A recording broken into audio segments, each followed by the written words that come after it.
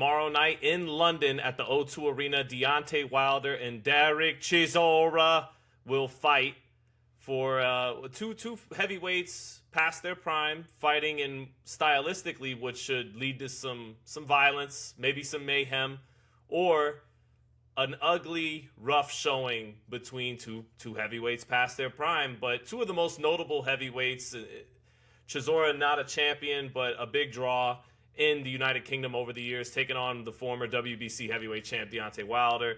I think it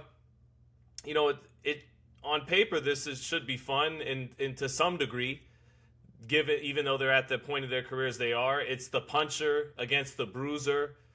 My initial thoughts of this fight when we opened it up a month or two ago was I got Chisora winning the fight. And then taking some more time to watch some tape, I began to flirt with the idea that maybe I should switch the pick to Deontay Wilder, because Chisora will be square in front of him, and Wilder, if he could still unleash a right hand, close to the level he used to, Chisora's going to be right in front of him to knock him out. But Chisora, overall, at this stage of their career, he's the more crafty heavyweight. Even though there's could be a stylistic advantage for Wilder being a puncher, having a guy in front of him, he gets low, he does some cross arm stuff, he does his version of like a Ken Norton back in the day, getting low, tucking his chin, taking shots mostly on top of the head, and he always finds a way to get in your chest. He always finds a way to cut distance, even when it was against Usyk and other fighters, Joe Parker. These are fighters who on paper don't have the power Wilder has, but you got to be able to control some distance as well. The power may not be enough, and I don't know. I'm still thinking that Chisora overall looks more like the Derek Chisora of old than Deontay Wilder looks like the Deontay Wilder of old. But Wilder, he's been fighting guys who fight at a distance, whether it's Zhang, whether it's Parker. This is going to be the first guy he fights in a while who's coming to cut the distance against him, and he will have opportunities to knock Derek Chisora out, and I believe he definitely would have knocked Derek Chisora out 5 or 6 years ago. But heading into tomorrow night, not nearly as convinced that that'll happen. You're there. You've been there during all fight week. What are some takeaways you have heading into tomorrow night? This fight comes down to which Deontay Wilder shows up. You're exactly right in that Deontay is not used to being pressured by a fighter. The one time that happened was the second fight against Fury, in which Fury stated that that's exactly what he was going to do. And I famously didn't believe him, called him a liar to his face, in fact. And he went in and did exactly that. And I don't think that Wilder's been off the back foot since. However, Fury is a lot taller, a lot longer, bigger than Chisora in that sense.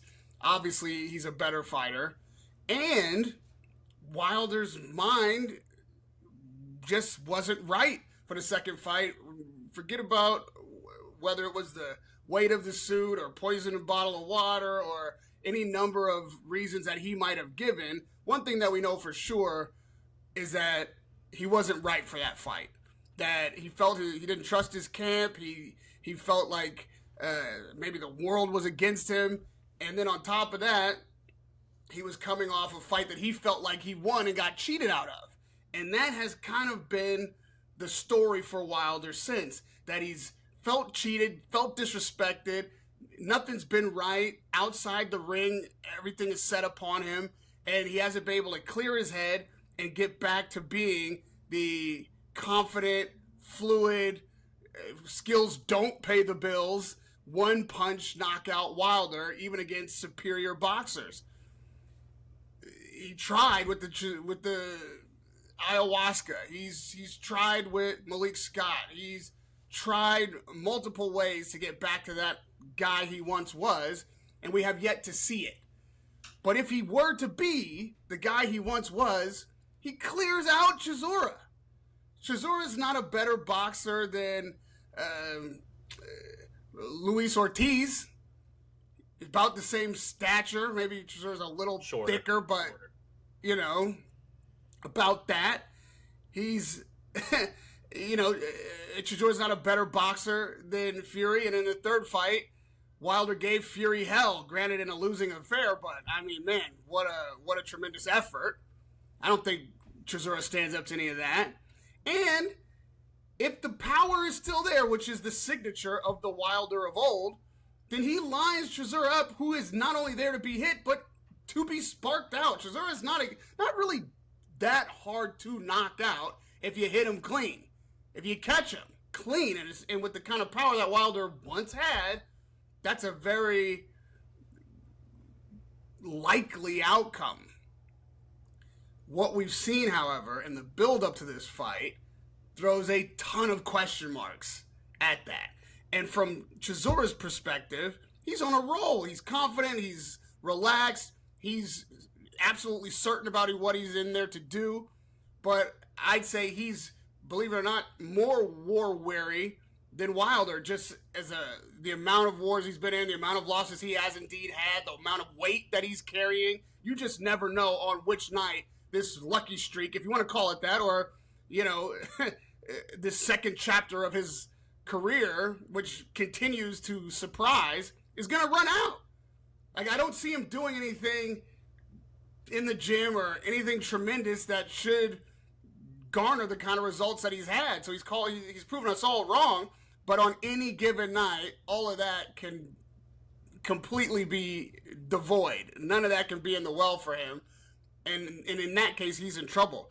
So it's Wilder's fight to lose, and most people are picking Chisora, understandably so, but I believe they're picking him for all the reasons that are outside the ring and all the things that we haven't seen from him in a long time inside the ring. Well, if the premise has to hold true that you're presenting, that it needs to be the Wilder of old, then he's going to lose, because I think that guy is gone pretty much for good. And I think that doesn't mean he still can't win the fight. To give it a second thought, he doesn't have to exactly be the guy that knocked out Luis Ortiz to knock out a 42-year-old Derek Chisora. But if he has to be that guy to that level, that extent, then he's not going to win this fight. I think even his right hand hasn't looked as powerful and as explosive as it did after the third, for most of his career. Since the third Fury fight, and I know he knocked out Robert Helenius with one right hand, who walked right into it, didn't even have his full weight underneath him. I still think he has enough power to knock out Chisora. But that being said, that right hand isn't the same. It doesn't quite generate the same level of explosiveness to it. And Wilder, and I said this in videos previous when we talked about Wilder, one thing that was a little underrated about him was his athleticism. I know he could be herky-jerky. I know he could be not the most coordinated in situations in the ring. But having the hand speed of the guy, that's part of was his power. It's not like he was just a heavy-handed clubbing George Foreman-like puncher. He'd generate that snap off the speed at 6'7", 220 to generate the force in the right hand. And I just don't see him generating quite that same force with that right hand. He hit Zhang with some right hands, and Zhang stayed up. Zhang's a huge guy, but he held up to it. It took him 7 rounds to get Herndon out of there, who was fighting to survive. Chisora's not gonna fight like that. Chisora could meet him right at the brunt of the punch and get knocked out. But Wilder doesn't react, because you mentioned people picking against him for a lot of stuff outside of the ring. What I see from Wilder in the ring is concerning. He doesn't react well to punches anymore. When he gets hit with a good shot, his body language isn't good. His head snaps around easily. And then psychologically, one thing I see from him in his last handful of fights, when he gets hit, I see his body language deteriorate a little bit, like from what looks like PTSD, like, oh shit, here we go again. Now here we go again. We're going down that dark tunnel again. I'm going to lose again. And I see it from him physically and psychologically that once he gets hit, things don't go well.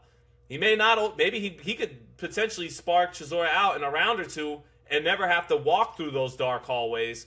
But Chisora, he has a method to his style. His foundation, I think, in their last couple of fights has been more solid than Wilder's, who's tinkered with his style, now trying to go back to what he did best, slow the fight down, and land one right hand at some point, or a few of them. And Chisora, again, he finds a way to get in everybody's chest.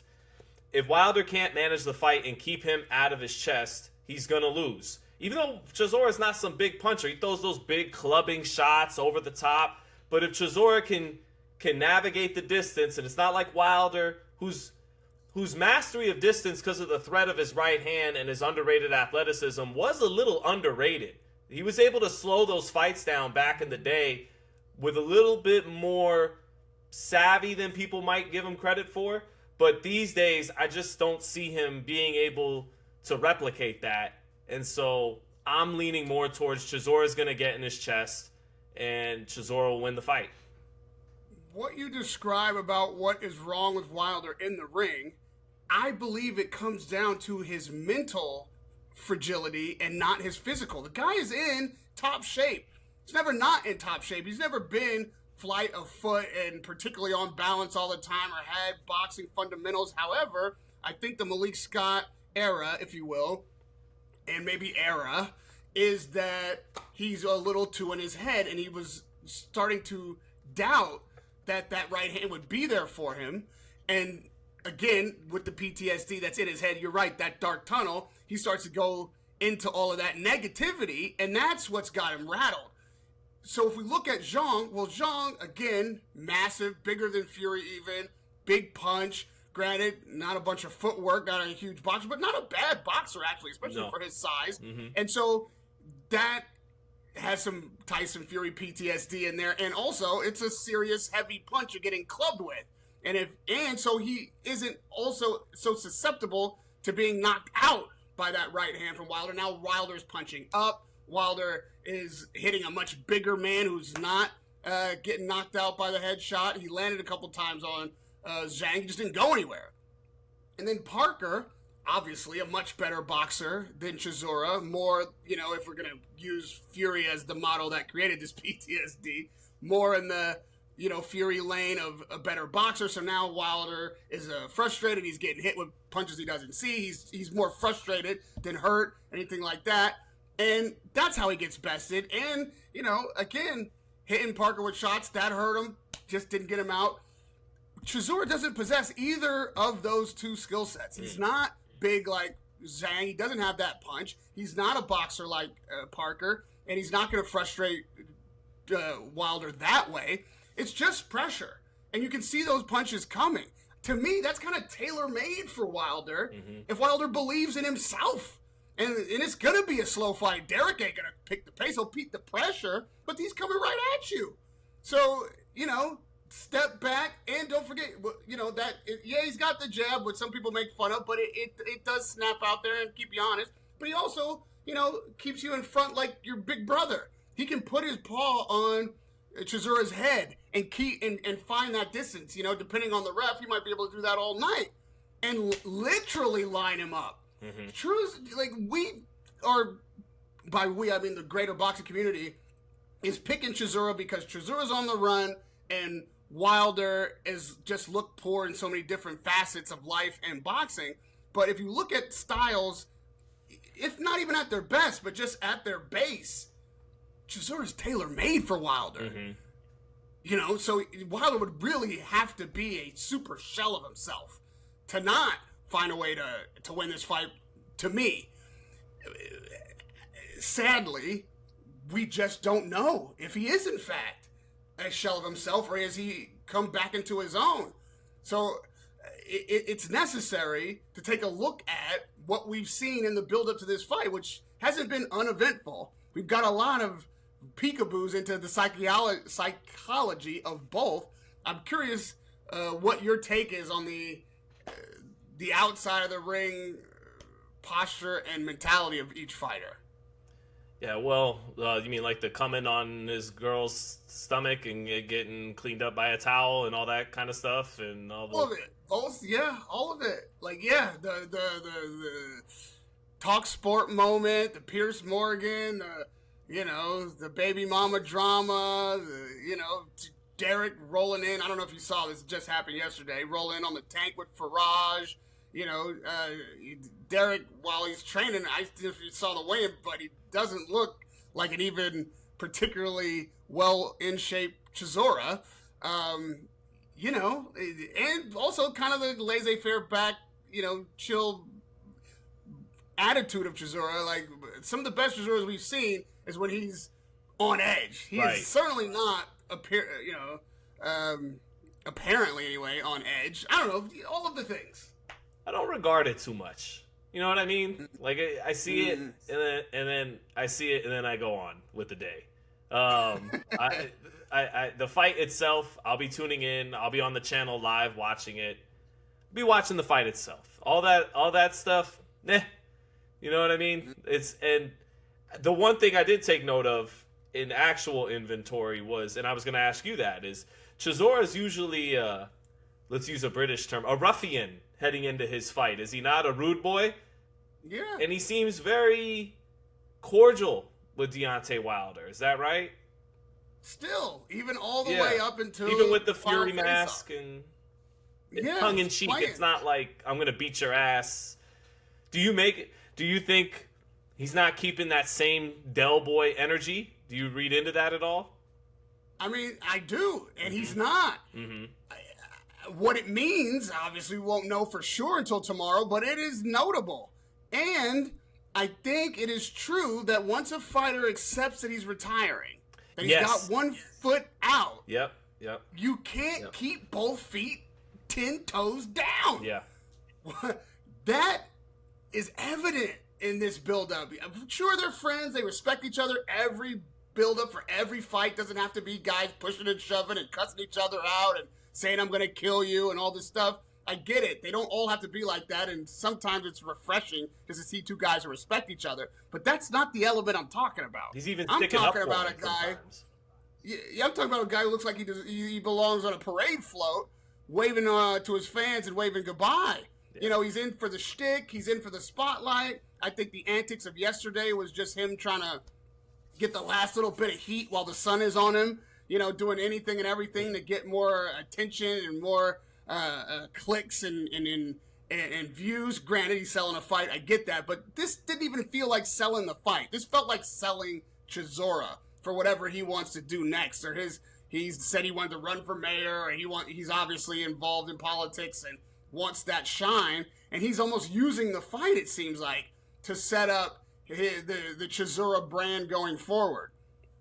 I take note of that and think that could very potentially and possibly be an indication that he's not dialed in the way he needs to be dialed in if it gets gritty like it got against Joyce. Like, that wasn't the Wilder of Joyce. That wasn't the guy that was killing himself in the gym, taking himself beyond the limits while training, completely dialed in and focused because his back was up against it. I don't feel like he feels like his back is up against the wall. He's very confident that he's going to wash Wilder. I don't think he's literally saying that, but that's what I get from him. Like, he thinks Wilder's done, and he's gotten himself a gift on the way out because he'll get so much credit, but yet not really be in a very tough fight. Think he believes that, and he's already looking to the next move. And for Wilder's sake, he just can't seem to focus on the fight itself, no matter how hard he tries. It's not for lack of effort, but everything outside keeps pulling at him. His ex-girl, you know, the British broadcasters are giving him needle. I think he would be well served, actually, and maybe this is part of Chisora's mindset, if Chisora was coming at him, if Chisora was riling him up, if he was triggering that anger inside him, that'd probably be helpful for Wilder so he can dial in. But in his mind, like, it seems like everything is a part of it. Like, you know, just within the last 48 hours, he was on the verge of tears talking about the plight of black people and how whites and Brits just don't understand. And all that has gravity and weight and relevance to Wilder as a man. But is that fuel for a fight? I'm not seeing him turn all of that gas into fuel. Yeah, and not just that. He actually still has something to fight for in front of him. He could still make the most overdue fight in boxing with Joshua if he wins. You know, especially if Joshua could get past the Fury, and he could even be fed to Usyk still, because Usyk fancied that fight. And if he gets a highlight reel knockout in a fight that sells well in the O2 against a guy that he could potentially highlight reel at a new, for the first time in many years, knockout to that reel, then, you know, he could fight Usyk, who's trying to fight the Deontay Wilders of the world right now, if he can. So there's even that in front of him. And I took note, too, that Chisora already flirted with retirement previously. Now this fight kind of fell in his lap, and he's like, okay, cool, you know. And, I mean, if he wants to really run for mayor, he also talked about Zuffa reach out to me so I could become a promoter. All kinds of extracurricular activities he's already got one eye on going down the road. A win helps you in all those campaigns, you know, get that much more credibility and clout. But I don't know. I sit here listening to you, and I don't really want to commit to a pick in this fight because, again, my initial impression, I go back and forth. It's like, stylistically, Chisora's, like, I agree with you. He's tailor-made for Deontay Wilder. But then I think you said it, Wilder doesn't win this fight if he's just an absolute shell of himself. I think that is 100% in play. He may be shot and just can't react to taking any punches well. But Chisora's not some big puncher. Chisora has one foot out the door. Wilder, I think, at least believes he won't go into the coffin. He refuses to. You know, the boxing world is we're all throwing dirt on him. And it's like, just get in that casket already, figuratively speaking. And he's just, no. He wants to be like the Undertaker and get one hand out of the grave still. And just, no, I still want to end this on my terms and against one more Joshua Usyk type opponent. I don't know. You seem to be sounding like, from being, and you do got an advantage on me, actually being in London this week. You can sense the auras of the guys, and it sounds to me like you are leaning towards Deontay Wilder. Is that right? No, well, what I am fully forward with is the uncertainty.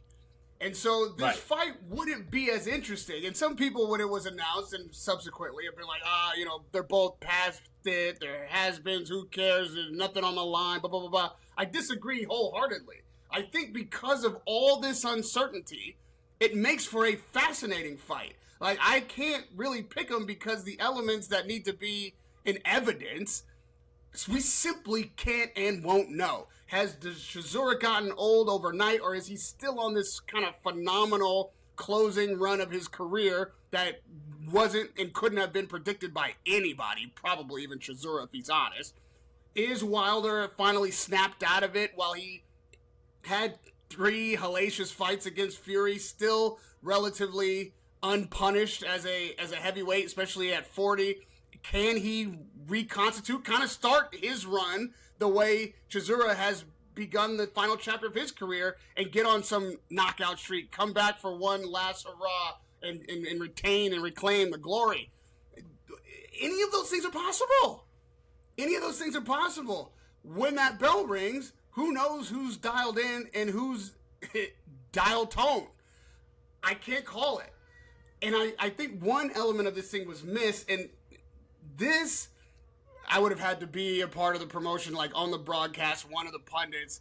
And sometimes when I'm not in that position, I just, it puts a pit in my stomach because I want to present a certain narrative and just see how the fighters respond. Like, Derek Chisora is riding into the press conference on a tank with Nigel Farage, who is a far-right conservative in British politics, is, I wouldn't call him a Donald Trump because he's not that style of politician, but still very far left, as is Derek Chisora. And there's a lot of clips of Derek out there in the road just saying things that a lot of people would regard as anti-black, anti-immigrant.